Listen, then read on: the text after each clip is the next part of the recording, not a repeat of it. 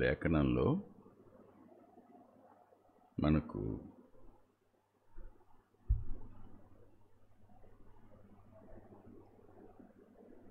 దేవుడు అబ్రహాము దేవుడని, ఇస్సాకు దేవుడని, యాకోబు దేవుడని ఆరాధించబడడం మనం చూస్తాం.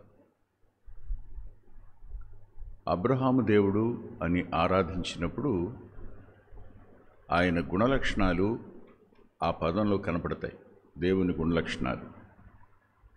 అదే రీతిగా ఇస్సాకు దేవుడు అన్నప్పుడు ఇస్సాకు వ్యక్తిత్వం మాత్రమే కాదు, ఇస్సాకు ఎడల దేవుని గుణలక్షణాలు కూడా కనపడతాయి. అదే రీతిగా యాకోబు దేవుడు అన్నప్పుడు యాకోబు యొక్క వ్యక్తిత్వం మాత్రమే కాదు, దేవుని యొక్క గుణలక్షణాలు కూడా కనబడతాయి. దానిని బట్టి మనం ఆరాధన చేస్తాం. ఇందులో మనకు గత అనుభవం ఇది. కానీ ఈరోజు ఎందుకో ఉదయకాలం నేను ధ్యానం చేస్తున్నప్పుడు మరో మాట కనిపించింది నాకు. ఆ మాట ఏమిటంటే ఏలియా దేవుడని. అబ్రహాము దేవుడు, ఇస్సాకు దేవుడు, యాకోబు దేవుడు మాత్రమే కాదు, ఆయన ఏలియా దేవుడు కూడా. చూడండి, రాజులు 2వ గ్రంథం,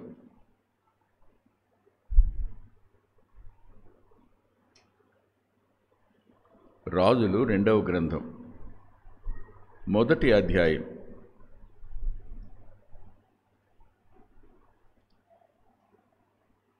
14వ వచనం.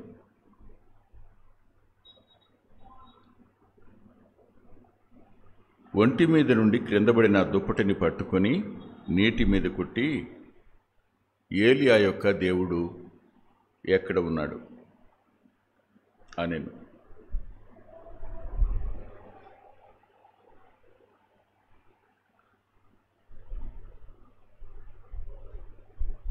సరిగ్గా ఎలీషా యోర్దాను ముందున్నాడు.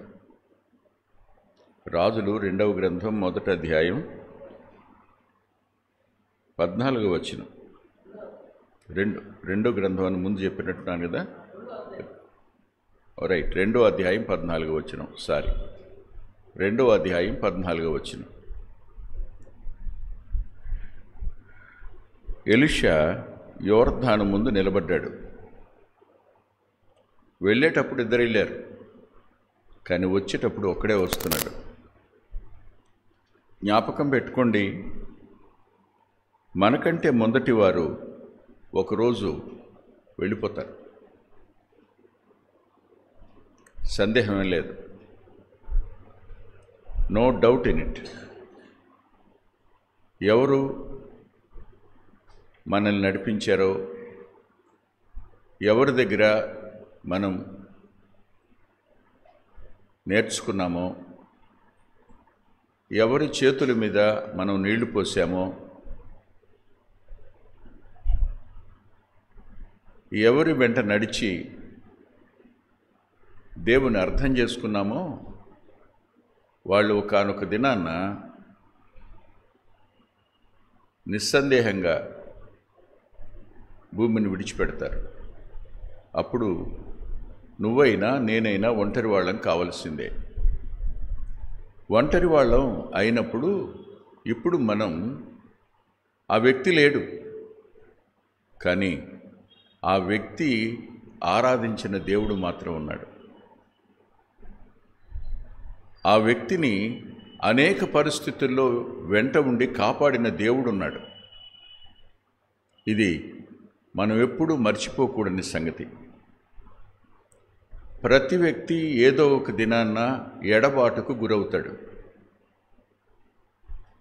ఎడబాటు అనేది ఖచ్చితం, ఇందులో సందేహం లేదు. ఎంత పెద్దవాడైనా వెళ్ళిపోవాల్సిందే.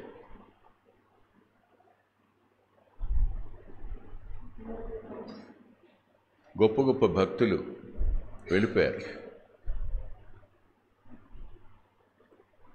ప్రపంచానికి ప్రత్యక్షతను, అత్యధికమైన ప్రత్యక్షతనిచ్చిన 16వ శతాబ్దపు ప్యూరిటన్స్ వెళ్ళిపోయారు. ఆ తరువాత ప్రపంచంలోనే అత్యున్నతమైన వర్తమానికునిగా పేరొందిన చార్లెస్ స్పర్జన్ వెళ్ళిపోయాడు. చదువు పెద్దగా లేకపోయినా ఆత్మల రక్షణ కోసం అద్భుతంగా దేవుడు వాడుకున్న మూడి వెళ్ళిపోయాడు. చరిత్రలో మొట్టమొదటిసారి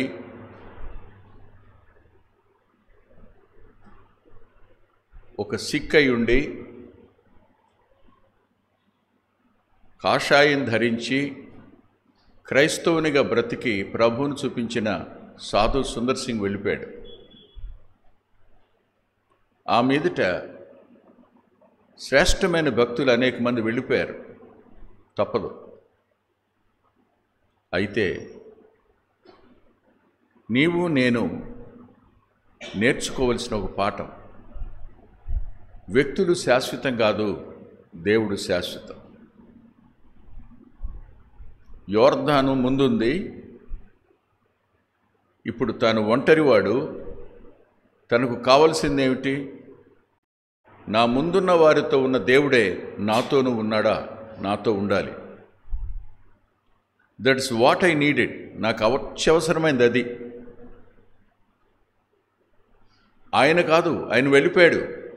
ఆయన జ్ఞాపకాలు ఉన్నాయి, కానీ ఆ దేవుడు నాకు కావాలి. ఆయన ఎక్కడ? ఇక్కడ ఏలియా దేవుడు అన్నప్పుడు నేను అనుకున్నాను, ప్రశ్నిస్తూనే అద్భుతంగా ఆరాధించావు కదయ్యా ఎలీషా అనుకున్నాను. ఏలియా దేవుడు అని ఎందుకన్నాడు అనే మాటకు నా దగ్గర 7 కారణాలను రాసుకున్నాను. నేను అన్ని కారణాలను చూపించలేను, కొన్ని కారణాలను చూపిస్తేనే గంట అయిపోతుంది. ఇప్పటికే ప్రారంభించి 10 నిమిషాలైంది. సరిగ్గా 9 గంటలకే ముగించాలి, కానీ ఓ పని చేస్తాను. 10 గంటలకే ముగించాలి, కానీ ఓ పని చేస్తాను. 10:15 వరకు చెప్తాను, అంటే 45 మినిట్స్ ఆరాధనకి. మెయిన్ మెసేజ్కు తగ్గించుకుందాం, సమస్య లేదు. ఒక మాట చూడండి, ఎందుకు ఏలియా దేవుడు అన్నాడు అంటే నాకు కనిపించిన ఫస్ట్ రీజన్ చూడండి. రాజులు మొదటి గ్రంథం 19వ అధ్యాయం.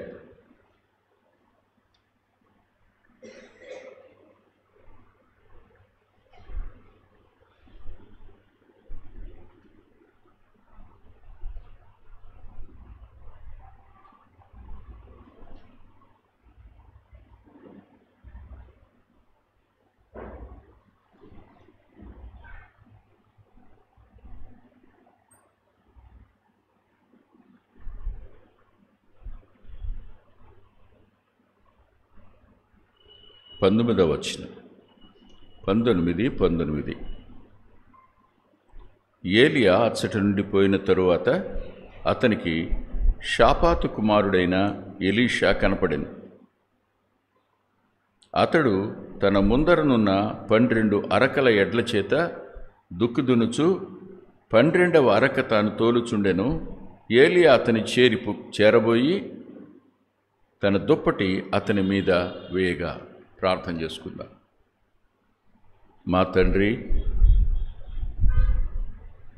శ్రేష్ఠులు, నీ చేత బలంగా వాడబడిన వారు, యథార్థమైన జీవితం కలిగిన వారు, నీ కొరకు రోషంగా బ్రతికిన వారు, మీ నామం పేరిట మహిమను తమ పరిచర్యలో స్పష్టంగా కనపరిచిన వారు ఒకానొక దినాన్న మా నుండి ఎడబాస్తారని, మా నుండి దూరమవుతారని ఎరిగిన వారమై మేము సంపూర్ణంగా కాక మీ వైపు మాత్రమే చూసే కృపను కోరుకుంటున్నాం. ఇప్పటికీ పెద్దవారు లేని కుళ్ళి ఏడుస్తున్నటువంటి నా ప్రియ సహోదరులు సహోదరులు ఉన్నారు. వారి అంతరంగాలకు మీరు, మీ గుణలక్షణాలు, వారి అంతరంగాన్ని పురుకొల్పి ఆరాధనకు వారు కృతజ్ఞతాపూర్వకంగా సాగిలపడేందుకు సాయపడమని ప్రార్థన చేస్తున్నాను. మీరే లేకపోయి ఉంటే మేము ఉండేవాళ్ళం కాదు. అనేక మందిమి ఒంటరి వాళ్ళమయ్యాం, కానీ నువ్వు మమ్మల్ని ఒంటరిగా విడిచిపెట్టలేదు. పునరుద్ధానునిగా నేటికి నువ్వు మాకు తోడుగానే ఉన్నావు. ఎన్నడూ విడువనని చెప్పావు, ఎడబాయినని చెప్పావు. అటు నిన్ను ఏలియా దేవునిగా ఆరాధించడానికి కొన్ని తలంపులను నీ దాసుని నోట ఉంచి నీ పిల్లలకు మేలు కలుగునిమ్మని మరుగుపరిచి మీరే మహిమ పొందుమని యేసుక్రీస్తు ప్రభువారి పేరిట ప్రార్థిస్తున్నాం తండ్రి. ఆమేన్.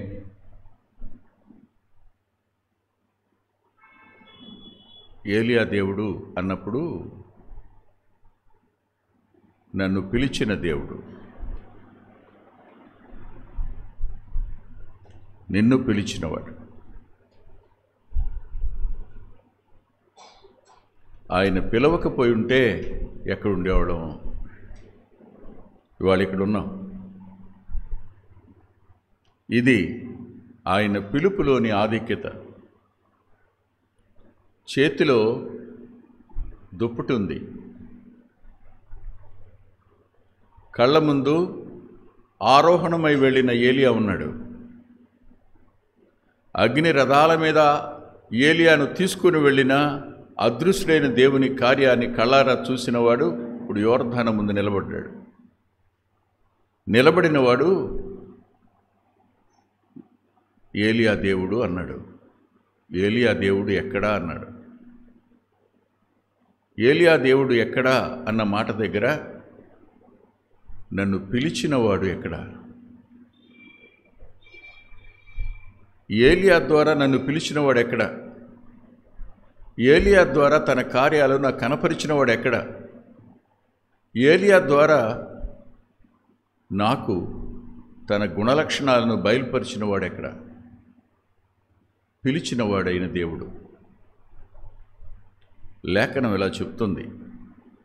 పేతురు భక్తుడు ఇలా అన్నాడు. పేతురు రాసిన మొదటి పత్రిక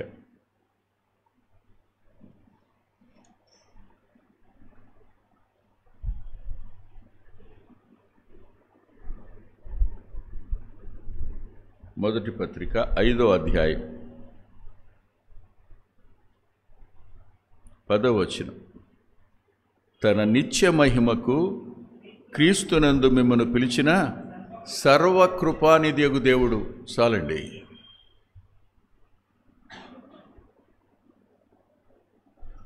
క్రీస్తునందు మనలను తన నిత్య మహిమకు పిలిచిన సర్వకృపానిధి అయిన దేవుడు ఆయన.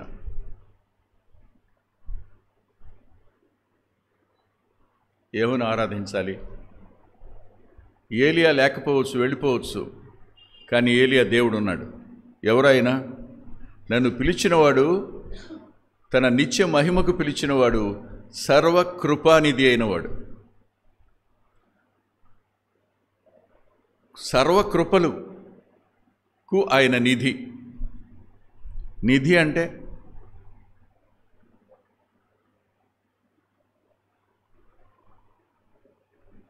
నిధి అనే పదం వేటికో వాడుతుంటాం, కానీ అవన్నీ ఒక రోజుకి అయిపోతాయి. ఘని అని పిలిచినా అయిపోతాయి. కానీ నిధి అనే పదానికి అర్థం ఏమిటంటే ఎప్పటికీ తరగనిది అని. నిధి అంటే అర్థం అది. తరాల వెంట ఎందరూ అందులో నుంచి పుచ్చుకుంటున్నా ఆయన ఇస్తున్నా ఎప్పటికీ ఖాళీ కాడు. అది నిధి అంటే. సర్వకృపలకు నిధి ఆయన. నేను నా అర్హత మీద ఆధారపడలేదు ప్రభువా, నన్ను పిలిచిన నీ మీద ఆధారపడుతున్నా. నువ్వు పిలిచిన దేవుడివి. నిత్య మహిమకు పిలిచావు నువ్వు నన్ను. ఊరకనే పిలవలా. మనలను క్రీస్తు యేసునందు తన నిత్య మహిమకు పిలిచాడు. భూమి మీద ఏవేవో సంపాదించుకోవడానికి పిలువబడలా మనం. ఆయన నిత్య మహిమకు పిలిచాం, పిలువబడ్డాం. అందుకనే మొదట నా నీతిని రాజ్యాన్ని అంటాడు, తర్వాత అవన్నీ తర్వాత. కానీ మొట్టమొదటి ప్రయారిటీ దేనికి? నీతికి, ఆయన నిత్య మహిమ రాజ్యానికి. ఆలోచించండి, ఆయన పిలిచిన దేవుడు సర్వకృపానిధి. నెంబర్ 1. నెంబర్ 2, ఇంకొక మాట కూడా చూపించి రెండో పాయింట్లోకి వెళ్ళిపోదాం. కొరింథీయులకు రాసిన మొదటి పత్రిక,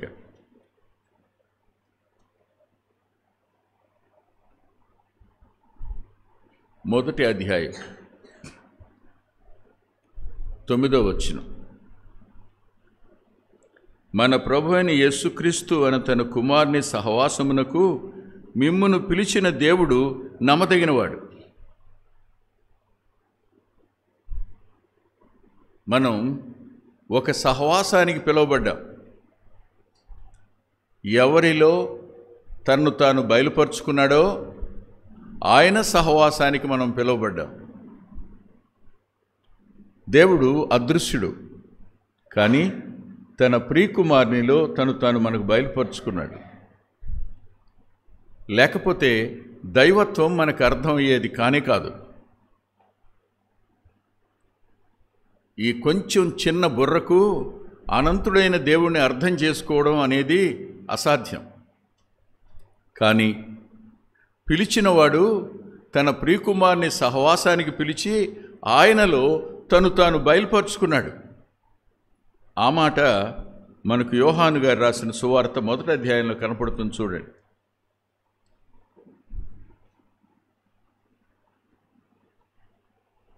మొదటి అధ్యాయం 18వ వచనం. యోహాను సువార్త 1వ అధ్యాయం 18వ వచనం. ఎవడును ఎప్పుడైనను దేవుని చూడలేదు, తండ్రి రొమ్మున ఉన్న అద్వితీయ కుమారుడే ఆయనను బయలుపరిచెను. యేసు క్రీస్తునందు తన్ను తాను బయలుపరుచుకున్నవాడు ఆయన. ఇద్దరు వేరని కాదు. ఆయన మానవత్వంలో దైవత్వాన్ని వెల్లడి చేసినవాడు ఆయన. ఆయన మనల్ని పిలిచాడు, తను తాను పరిచయం చేసుకున్నాడు. ఎలా ఆయన యొక్క వ్యక్తిత్వాన్ని చెప్పాడో తర్వాత చూద్దాం, ఎలీషా జీవితంలో చూద్దాం. అలాంటి దేవుడు నమ్మదగినవాడు. తన ప్రియకుమారుని సహవాసానికి మన పిలిచాడు, తను తాను బయలుపరుచుకున్నాడు. ఆయన ఎంతైనా నమ్మదగినవాడు. ఈ 3 మాటలు ఆరాధించడానికి సరిపోతాయేమో. ఆయన తన నిత్య మహిమకు మనల్ని పిలిచాడు, తన కుమారుని సహవాసానికి మనల్ని పిలిచాడు. 2, తిరిగి పిలిచినవాడు సర్వకృపానిధి, పిలిచినవాడు నమ్మదగినవాడు. ఇక్కడ మనకు 4 మాటలు దొరికాయి. నిత్య నాశనానికి పాత్రులమైన మనల్ని నిత్య మహిమకు పిలవడం, అపవాదికి పాపానికి ఊడిగం చేస్తున్న మనల్ని తన ప్రియకుమారుని సహవాసానికి పిలవడం, పిలిచిన మనకు ఆయన సర్వకృపానిధిగా ఉండడం, మన అర్హతను బట్టి కాదు. కృప అంటే అర్హత లేని వాడిని అర్హునిగా చేయడం కృప అంటే. సర్వకృపలు మన కోసమే. ఆయనలో ఉన్న కృపల నిధి మనకే. ఆయన సర్వకృపానిధి. ప్రతి కృప అర్హులం కాని మన కోసమే. ఇది నిజంగా ఆశ్చర్యాన్ని కలిగిస్తుంది. ఆయన ప్రేమకు మనం అర్హులం అండి. చెప్పండి, క్షమకు మనం అర్హులమా? పరిశుద్ధతకు మనం అర్హులమా?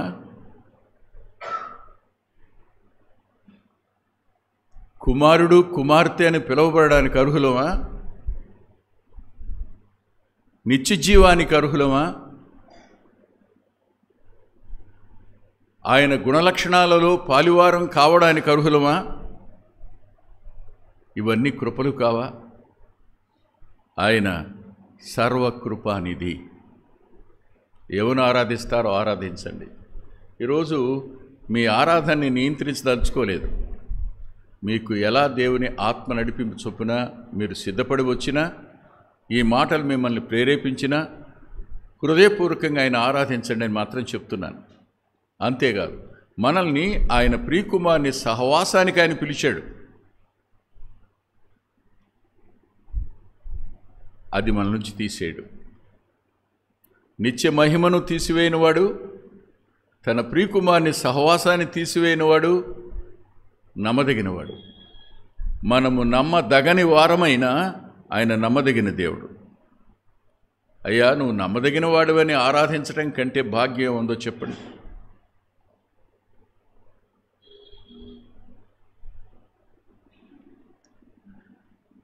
ఎలీషాను పిలిచినవాడే నిన్ను నన్ను కూడా పిలిచాడు. ఇప్పుడు పిలిచిన దేవుణ్ణి మనం ఆరాధిస్తున్నాం. అంటే మనతో మాట్లాడిన దేవుణ్ణి ఆరాధిస్తున్నాం. తన సహవాసం మనకిచ్చిన దేవుణ్ణి ఆరాధిస్తున్నాం. తన మహిమకు వారసులుగా చేసిన దేవుణ్ణి మనం ఆరాధిస్తున్నాం. సర్వకృపానిధి అయిన దేవుణ్ణి మనం ఆరాధిస్తున్నాం. నమ్మదగిన దేవుణ్ణి మనం ఆరాధిస్తున్నాం. మొదటి మాట అయిపోయింది. రెండో మాట దగ్గరికి రండి. రాజులు మొదటి గ్రంథం 21వ అధ్యాయం.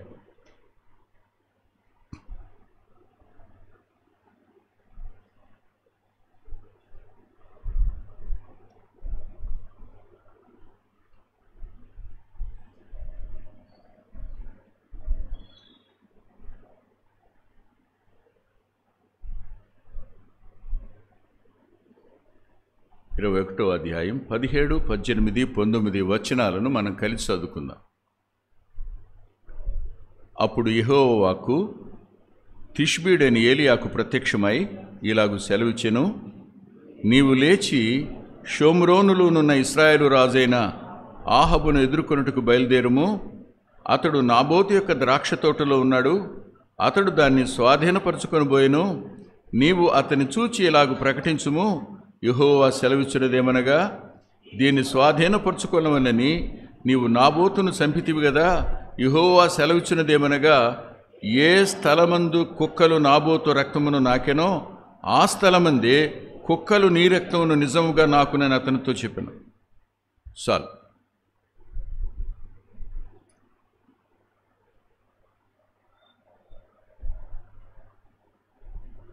ఏలియా వెంట ఎలీషా ఉన్నాడని, అతడు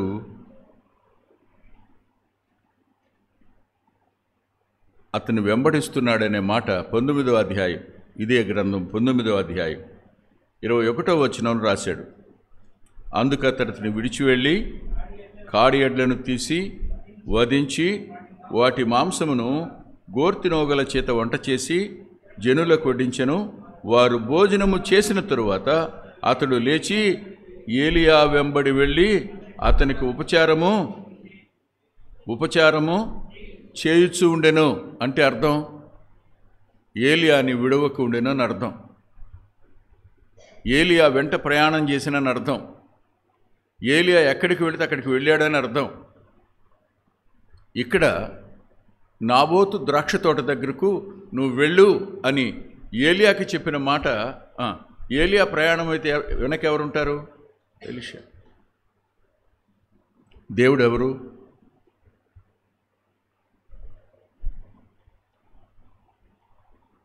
అధికారం ఉన్నది కదా అని,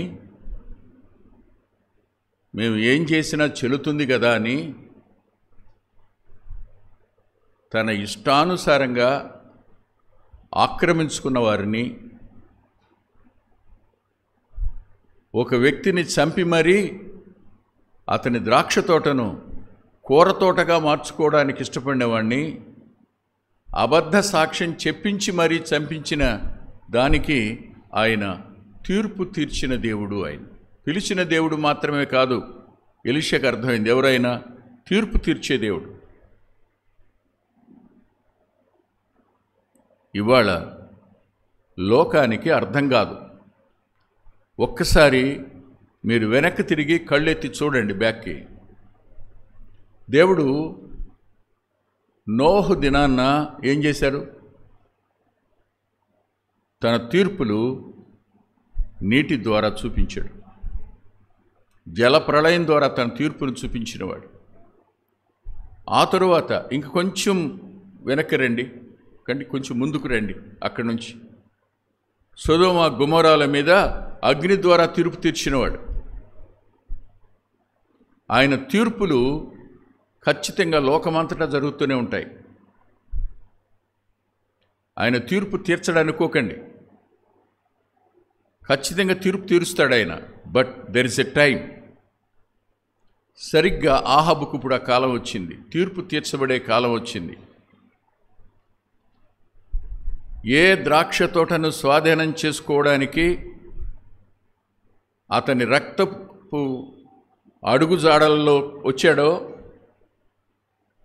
అతని పాదాల కంటిన దోషపూరితమైన, అతని మనసుకి దేహానికి శరీరానికి అంటిన నీతిమంతుని రక్తం, ఆ రక్తాపరాధానికి తీర్పు ప్రకటించడం కోసం ఏలియా వెళ్ళి నిలబడి అన్నాడు, ఎక్కడ నాబోతు రక్తం కుక్కలు నాకేయో అక్కడే నీ రక్తం కుక్కలు నాకుతాయి అన్నాడు. ఇప్పుడు ఏమర్థమైంది ఎలీషాకి? దేవుడెవరు? Is the God of judgement. పిలిచిన దేవుడు తీర్పు తీర్చే దేవుడు కూడా.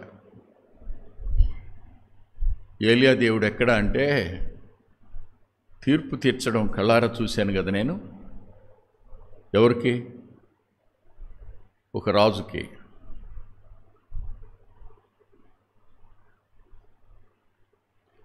నిర్దాక్షిణ్యంగా ఒక వ్యక్తిని అన్యాయం చేసిన రాజుకి,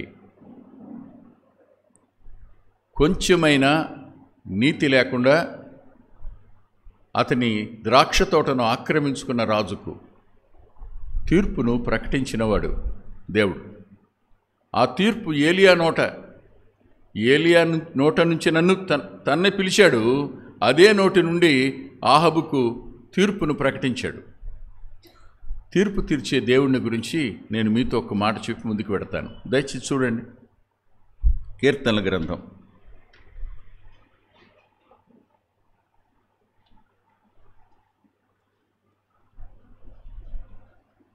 9వ కీర్తన 8వ వచనం. యెహోవా నీతిని బట్టి లోకమునకు తీర్పు తీర్చును, యథార్థతను బట్టి తన ప్రజలకు న్యాయము తీర్చును. ఎంత గొప్ప దేవుడు ఆయన!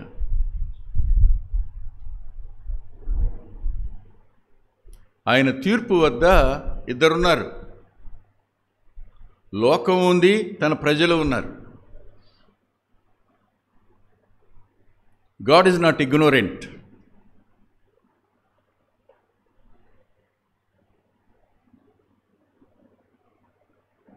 God is not absent in this world.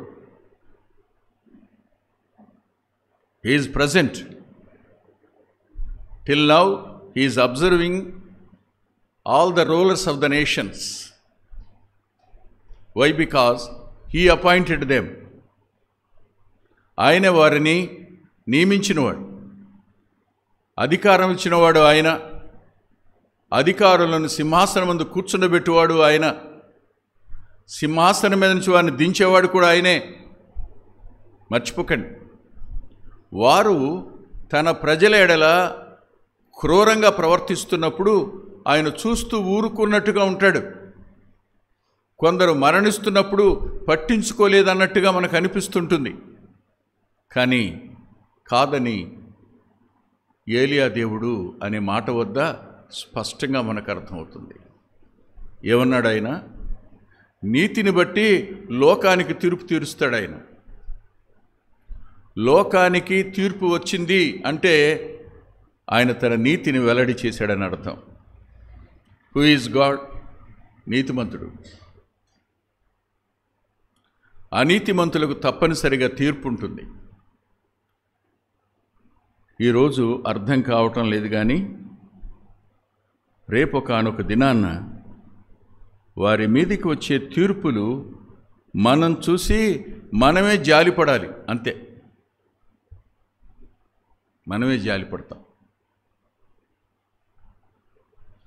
ఇవాళ వారు కనపరుస్తున్న క్రౌర్యం, క్రూరత్వం, వాళ్ళు కనపరుస్తున్న దుర్మార్గత, వారు కనపరుస్తున్న దౌర్జన్యం, వాటన్నిటికీ ఒక చెక్ పెడతాడు ఆయన. పెట్టాడు, చెక్ పెట్టేశాడు. అది ప్రకటించడానికి ఏలియా నోటిని వాడుకున్నవాడు. వెళ్ళి ఏలియా చెప్పు. అంతేకాదు, యథార్థతను బట్టి తన ప్రజలకు న్యాయం తీరుస్తాడు ఆయన. ఆయన తీర్పులు తన ప్రజలకు న్యాయం, ఆ తీర్పులు లోకానికి నీతిని బట్టి నాశనం.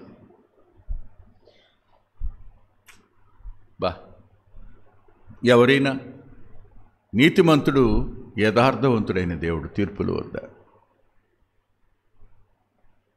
God of righteousness, God of integrity.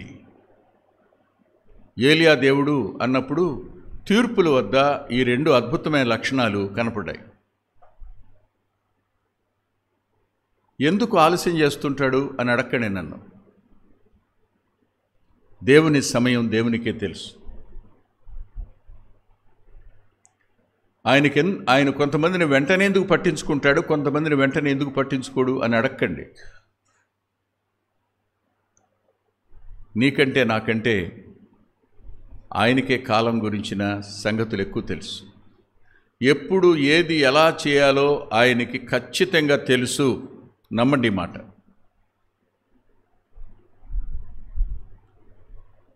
కొన్నిసార్లు లోకానికి తీర్పులేవి రావు.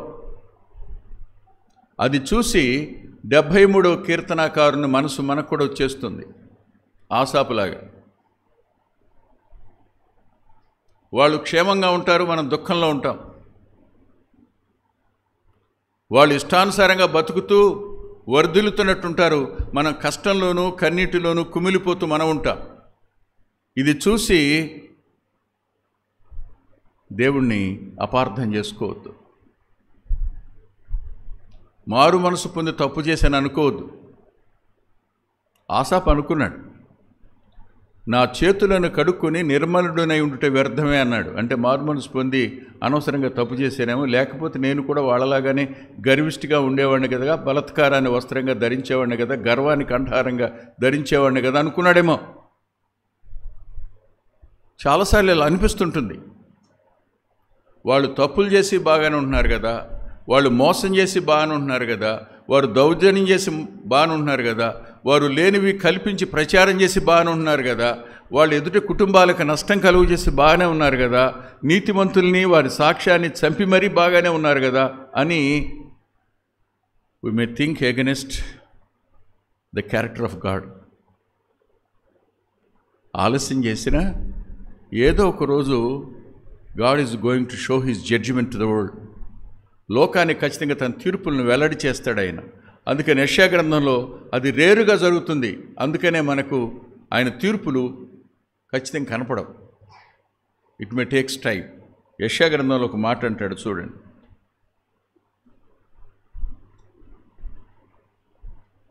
ఇరవై 26వ అధ్యాయం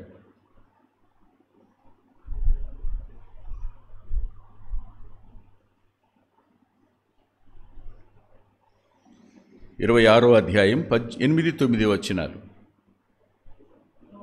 యెహోవా,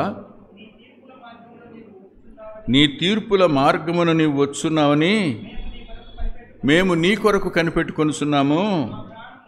మా ప్రాణము నీ నామమును నీ స్మరణను ఆశించున్నది.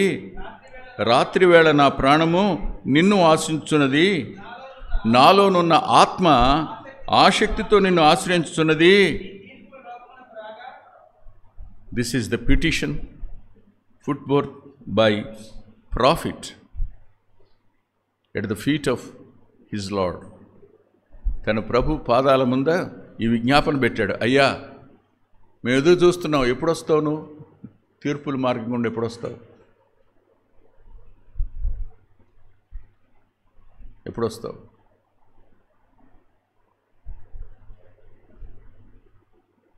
నైజీరియా గుర్తొస్తే ఏడుపు వస్తుంది.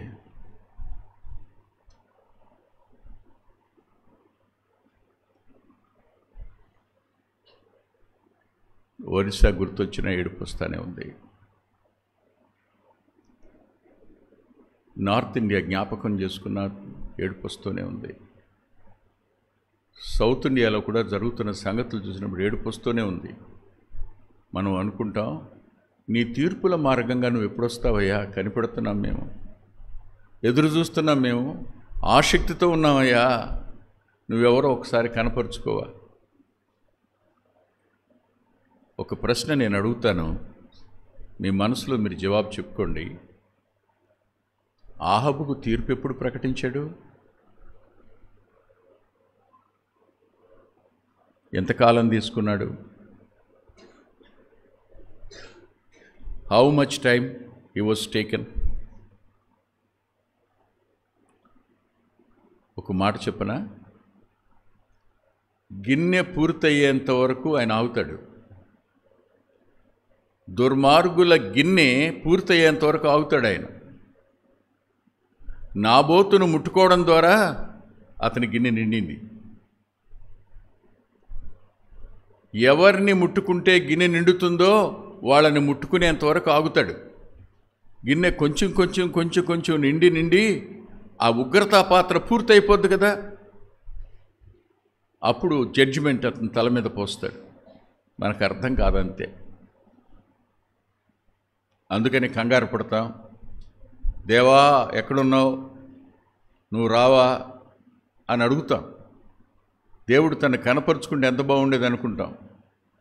ఆయన కార్యాలు అలా ఉండవు. ఎంత చేశాడు, ఎన్ని చేశారు? ఆహాబు యెజెబెలు కలిసి చేసిన కార్యాలెన్ని? ఒకటైన మంచి కార్యం ఉందా? ఒకటైన దేవునికి దేవుని పిల్లలకు అనుకూలమైనవి ఉన్నాయి? ఏమి లేవు. ఇవన్నీ చేస్తూ వచ్చిన నాబోతు ద్రాక్ష తోట దగ్గర నాబోతు గిన్నె నిండింది. వెళ్ళు ఏలియా అన్నాడు. ఏలియా నోట నాబోతుకు ప్రకటించబడిన దేవుని తీర్పులు ఎలీషాకు తెలుసు. తీర్పు తీర్చే దేవుడు ఆయన.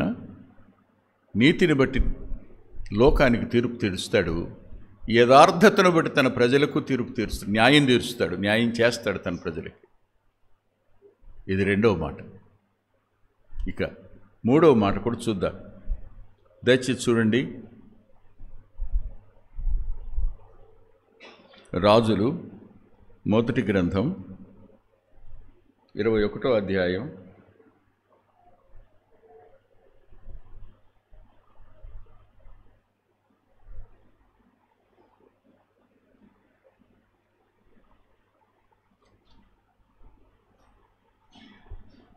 27, 28, 29 వచనాలు. రాజులు మొదటి గ్రంథం 21వ అధ్యాయం 27వ వచనం నుంచి వ్రాయబడిన దేవుని వాక్యం. ఆహాబు ఆ మాటలు విని తన వస్త్రములను చింపుకొని గోనెపట్ట కట్టుకొని ఉపవాసముండి గోనెపట్ల మీద పరుండి వ్యాకుల పడుచుండగా యెహోవా వాక్కు తిష్బీడని ఏలియాకు ప్రత్యక్షమై ఇలాగు సెలవిచ్చెను. ఆహాబు నాకు భయపడి వినయముగా ప్రవర్తించుట చూచితివా? నాకు భయపడి అతడు వినయముగా ప్రవర్తించుట చేత ఆ అపాయము అతని కాలమందు సంభవింపకుండా ఆపి అతని కుమారుని కాలమునందు అతని కుటుంబీకుల మీదికి నేను దాన్ని రప్పించేదను.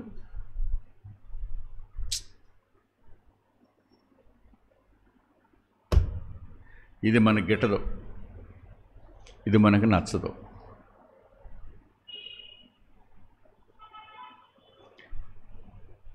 దేవుని పిల్లలమైన మనం ఆయన్ని అర్థం చేసుకునే దగ్గర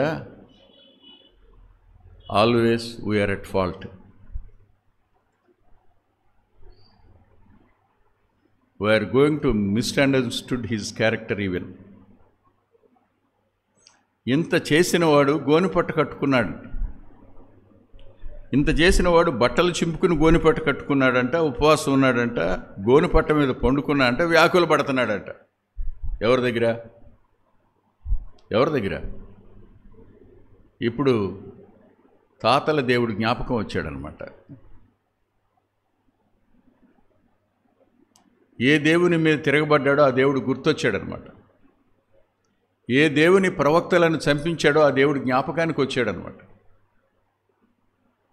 వ్యాకులు పడుతున్నాడంటే అర్థం ఏంటి? వ్యాకులం అనే పదానికి అర్థం చెప్తారా మీరేమైనా? నెమ్మది లేకుండా పోయిందని. వ్యాకులు పడుతున్నాడు అని అంటే దుఃఖపడుతున్నాడు అని అర్థం. వ్యాకులు పడుతున్నాడంటే అయ్యో తప్పు చేశాను అనుకుంటున్నాడు అనమాట. ఇవన్నీ ఎవరు చూశారు? దేవుడు చూశాడు. సందేహం ఏం లేదు. దేవుడు వీటన్నిటినీ చూశాడు. చూసిన వాడు ఊరుకోలే. ఆశ్చర్యం. ఆయన గుణలక్షణాలు మన ఊహకు అందవు, అవి మన జ్ఞానానికి కూడా అందవు. ఏలియా అన్నాడు, ఏలియా అన్నాడు.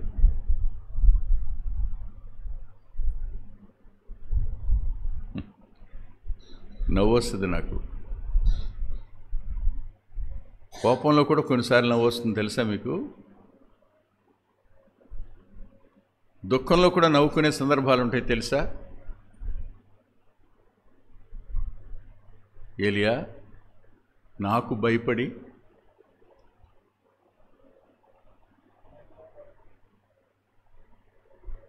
అరే రే రే రే రే ఏం చూశాడు దేవుడు? ఆహాబులో భయాన్ని చూశాడు. ఎవరికి భయపడ్డాడు? నాకు భయపడ్డాడు. కాబట్టి అతని కాలంలో తీర్పు రానివ్వకుండా అతని కుమారుని కాలానికి వాయిదా వేస్తున్నాను లే అన్నాడు. ఎవరైనా చెప్పండి, ఎవరైనా?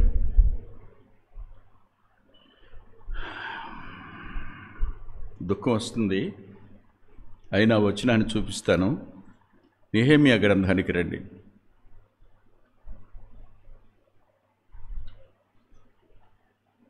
తొమ్మిదవ అధ్యాయం.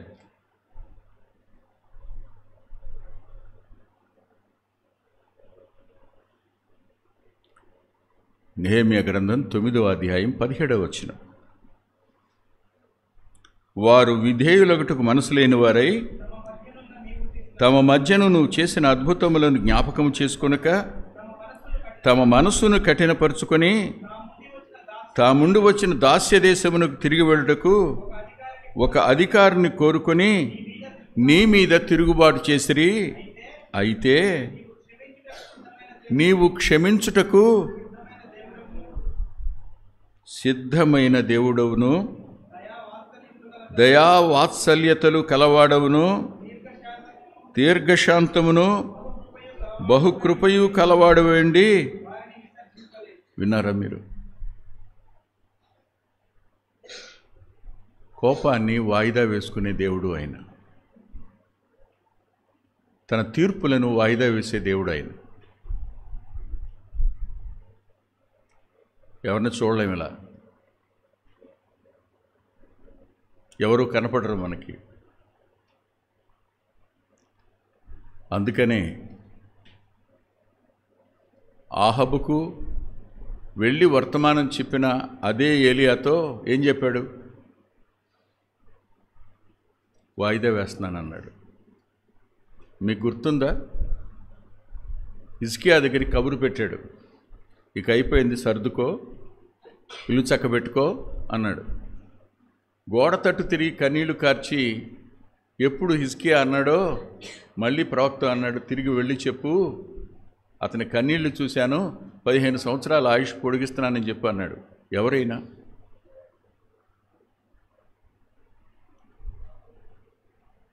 Even though God is sovereign, he is not tyrant. దేవుడు సర్వాధికారి అయిన దేవుడే అయ్యున్నా నిరంకుశుడు మాత్రం కాడు. That is why he is going to excuse even his enemies, even his people. తన శత్రువులనైనా తన వారినైనా క్షమించడానికి సిద్ధ మనసు కలిగి ఉండడానికి గల కారణం అది. అక్కడ రాస్తాడు. ఆయన గుణలక్షణాలు క్షమాపణ తర్వాత ఏమి రాశాడో చూడండి. ఆశ్చర్యం కలిగించటం లేదా? దయా వాత్సల్యత కలవాడువు, దీర్ఘశాంతము బహుకృపను కలిగిన వాడువు.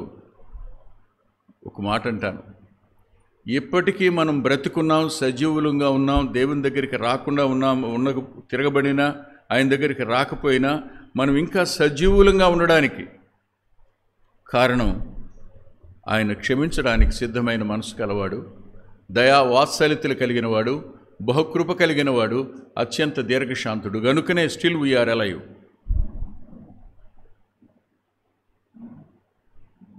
మనం చేసేది చూడక కాదు, మనం ఆలోచించేది ఎరుగక కాదు, మనం ఏర్పరచుకున్న అభిప్రాయాలు సహితం ఆయన దగ్గర స్పష్టంగా తెలుసు.